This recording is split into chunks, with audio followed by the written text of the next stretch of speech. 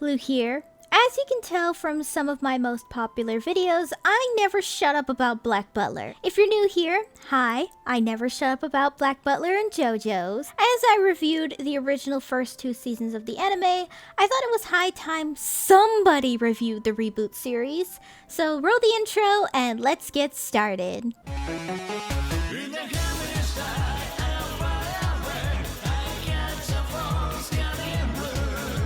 Black Butler Book of Circus was made by A1 Pictures on July 11, 2014 to pretty well-received critical acclaim, but not that much fanfare in America. It was mostly because fans were very confused on whether or not this was a continuation of Season 2, and the marketing didn't exactly help. Though I applaud them for sweeping Season 2 under the rug, because we all want to sweep that abomination under the rug. It was directed by Abe Noriyuki, who is primarily known for the director of the Bleach anime series Tokyo Mew Mew and Yu Yu Hakusho. Alright, let's get started with the story.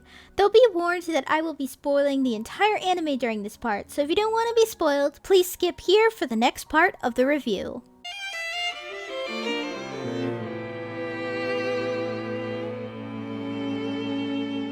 Ciel Phantom Hive is a 13-year-old boy living in England as an earl to the Phantom Hive estate. He has the perfect butler named Sebastian and clumsy servants named Finian, Bardroy, and Mayrin, though there is a few secrets within the Phantom Hive walls. Sebastian is a demon that Ciel made a contract with when he was 10 years old.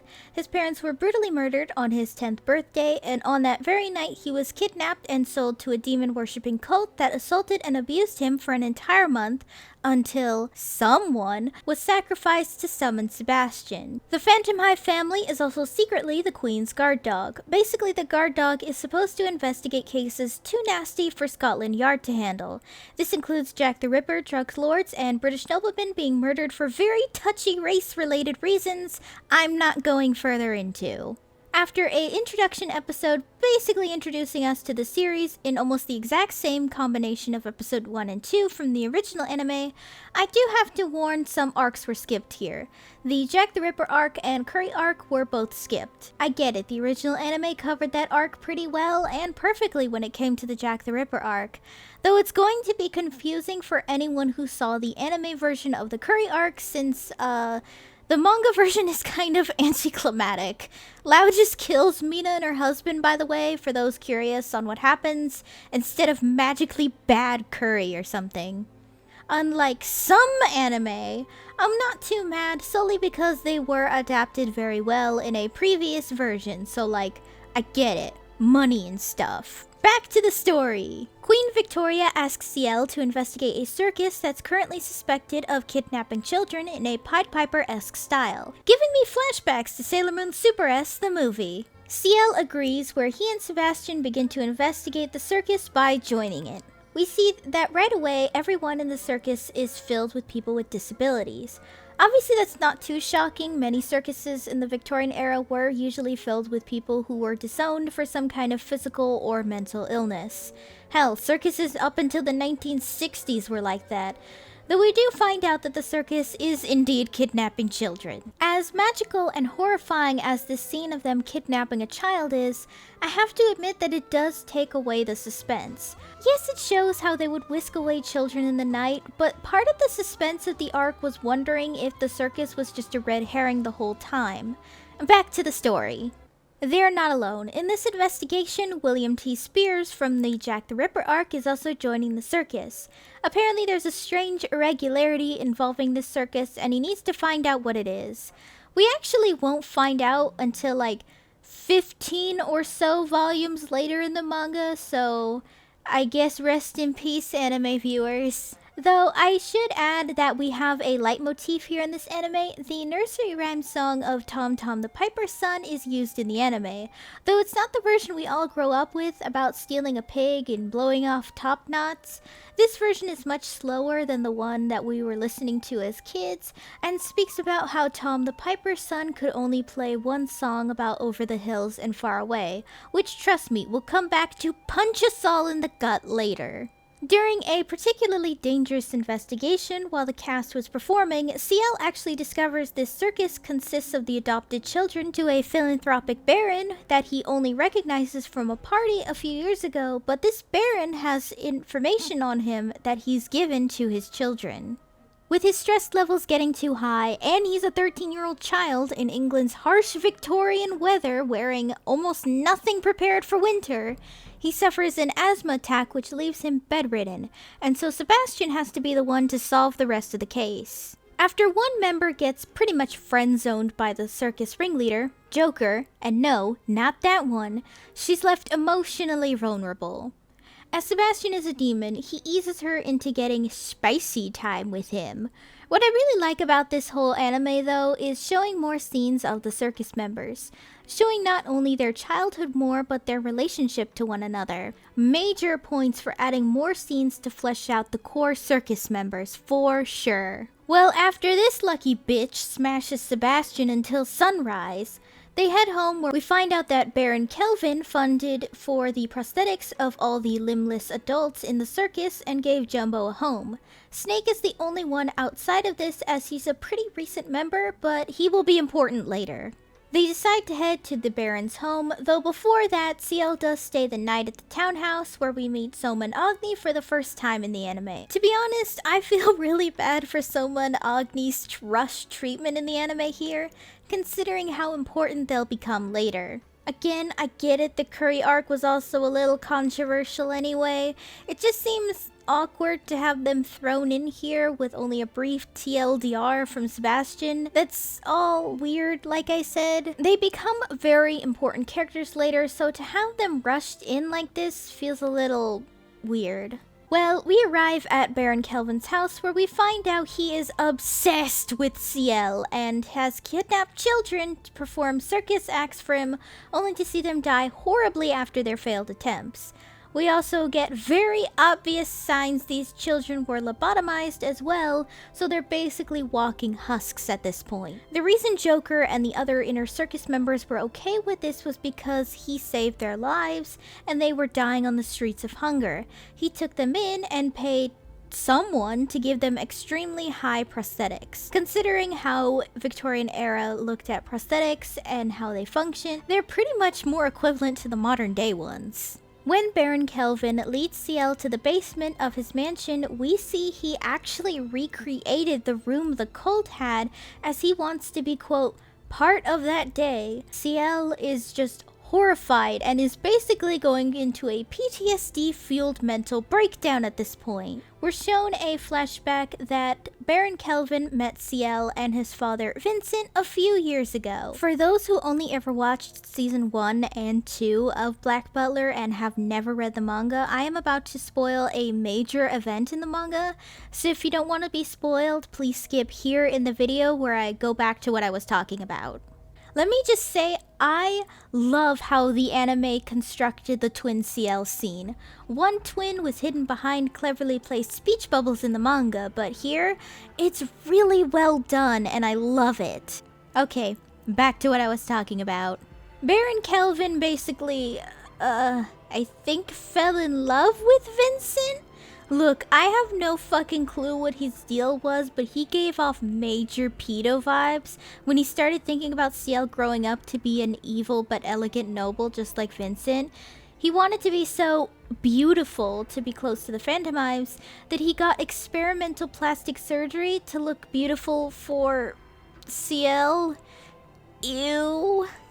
Well, as it turns out, Baron Kelvin had connections to the black market and was told that a Phantomive child is up for sale, and it's practically 2 for the price of 1.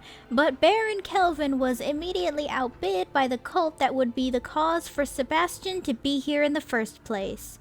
Fun fact, the man we see talking to Baron Kelvin here is actually shown later in the flashback during the Sapphire Memories arc. Is that what we're calling it now? Look, I have no idea what that entire flashback arc was called. Basically, he recreated the whole thing because he wanted to be there at the cult so Ciel could kill him because he thinks Ciel is so beautiful that he wants to die by his hands. Yeah, this guy's sick as fuck. The kidnapped children are part of the scheme to recreate the children in the cages. And something else we'll find out in a bit.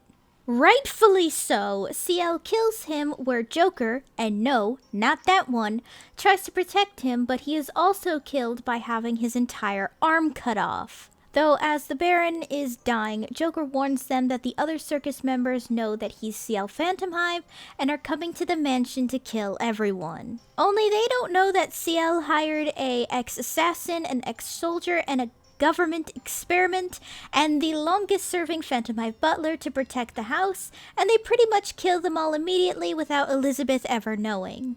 I won't lie, this scene was always badass to me.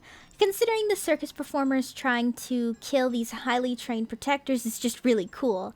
Though particularly Mayrin's scene is just badass. Joker, and no, not that one, is slowly dying of blood loss. Baron Calvin is dead and it seems like things are wrapping up, right?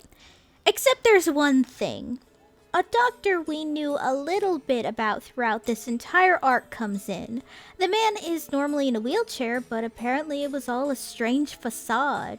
This doctor is where we find out the real reason so many kids are kidnapped by the circus. This doctor was the one who performed the experimental plastic surgery on Baron Kelvin. He's a prosthetics enthusiast, and he found out that the perfect way to make the best prosthetics in the world would be to use children's bones. You see, in the Victorian era, prosthetics were often made by wood or cow bone, though this doctor in particular thought it would be a great idea to use children's bones instead of cow or wood. He would kill children and harvest them for their bones and turn them into prosthetics for the circus members.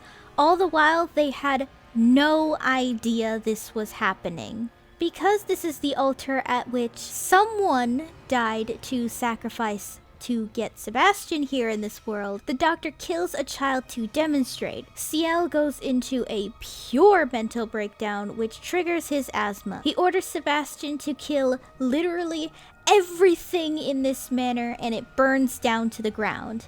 And yes, there were children inside when he burned the mansion down. William finishes his investigation now that the children were found.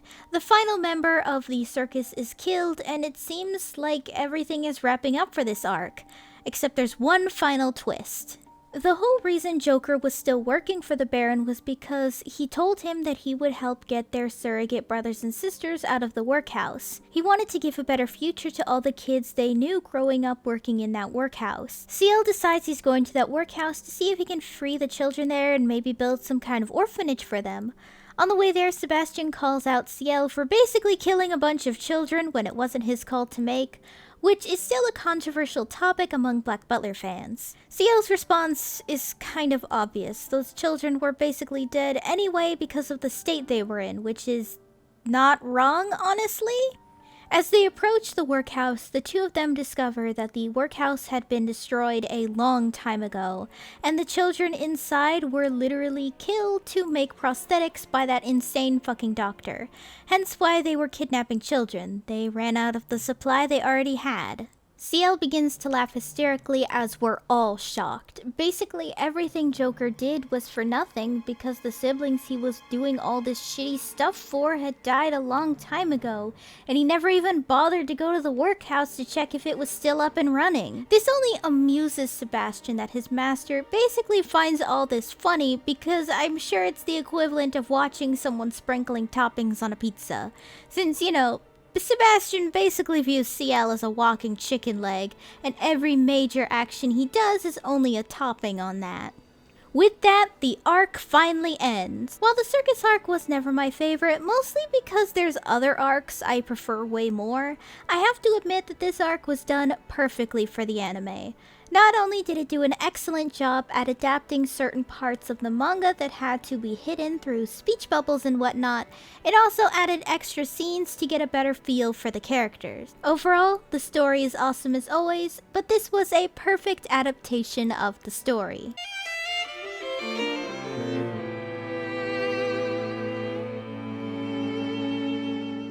The animation took a very long time for me to get used to. Honestly, I just really loved the way Yana's artwork was done in season 1, that it was a little challenging to get used to this weird, softer version of her art style. I got used to it though.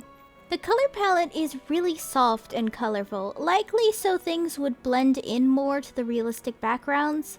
Ciel's hair was also changed to match Yana's latest colorings of him, where his hair is more of a grayish blue rather than a pure dark blue. Things have also gotten a soft glow around them, at least in the circus portions. To be honest, I'm not quite sure how I feel about this. It just feels like everything has a glow effect around it for some reason. At least it makes softer moments look even nicer. Kind of like there's a nice dimly lit fire in the scene. Considering it's the Victorian era, it works out pretty much. The animation itself was pretty good, though it better be, considering that this storyline is about a circus after all. You'd think the animation would be top-notch if characters are going to be leaping through the air and performing insane acrobatics. Also, the scene in the first episode where Sebastian miraculously picks up all the cups Mei Rin had tilted over with ease is still clean as all fucking hell, and I love it. There's actually a lot of moments like this with Sebastian, and it's really cool. Now, there was a bit of CGI this time, but unlike season 1 and 2, where a fucking teapot was CGI, it's only the horses and carriages that are CGI, which is perfectly understandable. Carriages are not always shown a lot, and horses are a bitch to animate, so it's perfectly reasonable to make it CGI that you see for just a split second. It's better than making Sebastian CGI when he flies through the air anyway. Overall, the animation is pretty good, even amazing at times. It's just a very pretty to look at anime.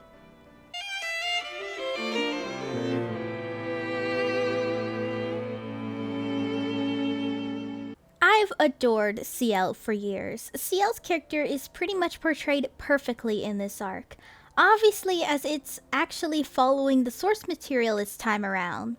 He's a very complex character for a 13-year-old boy, as he had to grow up so fast because of his trauma, but still has moments where he accidentally slips up and acts like a little kid.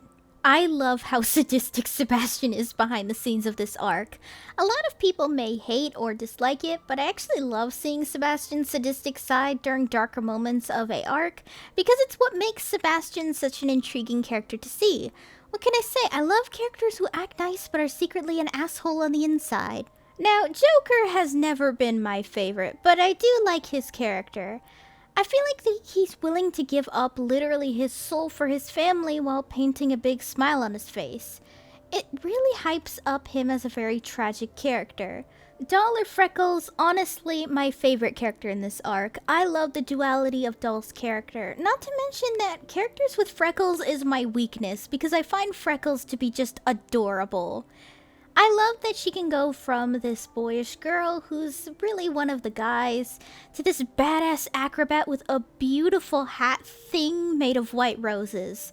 Gosh, just her outfit in her doll form is amazing. I'm really still salty that Groove never made a doll of this, because this doll would have been beautiful. I could never find much to say on Beast. She's interesting, of course, because she's so desperate to get Joker to stop everything, but she's also a lucky bitch for what happens with Sebastian, if you know what I mean.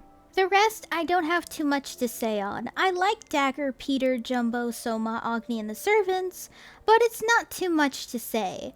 Though I have to say, Wendy is a huge fucking mood for me, being a grown woman in the body of a child. And Elizabeth's character is still portrayed as annoying. Luckily, the arc that completely reworks Elizabeth's character is shortly after this, so that's all good. The main villain though, oh boy, a piece of fucking work. I think so far that villain is probably one of the most disgusting characters in all of Black Butler's arcs. I mean, not of all time, as the cult who kidnaps Ciel takes the fucking cake, but you get the point. Overall, the characters are all extremely interesting and fascinating to watch.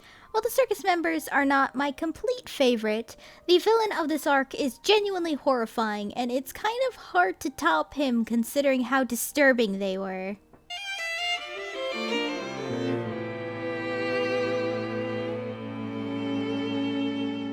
Yeah, so by the way, Black Butler has an English dub, of course. The English dub here is good. Obviously, it's not amazing. I mean, don't expect genuine British accents, or well, British accents at all, like William T. Spears, or even good British accents. But at least they tried a little harder with this dub. Specifically Matthew Mercer, who did an amazing job portraying Joker's happier and more serious moments. I love that he made Joker's ringleader persona have this happy Irish accent, and when he's serious, it switches to what I assume to be a Cockney accent. It's pretty cool, actually.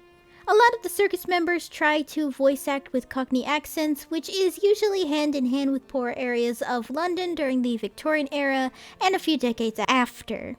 But you could tell that a lot of the voice actors didn't exactly have a lot of experience and struggled with the accent. Still, it's a fine English dub. I've always liked Black Butler's English dub, so it's fine by me. Just don't expect them to sound like genuine British people, that's all. This adaptation of the Circus arc is perfect. It does an amazing job at portraying the characters, puts extra scenes to add onto the characters, and overall was just amazing. While it does suck that Jack the Ripper and the Curry Contest arc had been skipped to do this, it does make sense. For a perfect viewing order, if you really want to know the full story for Black Butler, watch this from Season 1. Episodes 2 through 6, last 5 minutes of Episode 12, Episodes 13 to 15, though just skip that weird fight with the curry buns, as that doesn't happen in the manga at all. And there you have it. Since a lot of people were newly introduced to Black Butler through the Book of series, a lot of people told me they were confused by a lot of characters since the anime glosses over them a lot. That'll be it for this video. Personally, my favorite arc of all time in Black Butler is actually the next one I'm reviewing for the Book of series, Book of Murder. Let me know your favorite Black Butler story arc down below. Hey guys, thanks for watching! If you liked the video, be sure to give it a thumbs up and consider subscribing if you're new. And if any older new subs would like to help support the channel in any possible way, my Ko-fi page is down below in the description, along with all of my social media. For any subscribers, new or old, who would like to help with video ideas or maybe just want to talk about anime or something, then I have a fan server linked down below. See you next time!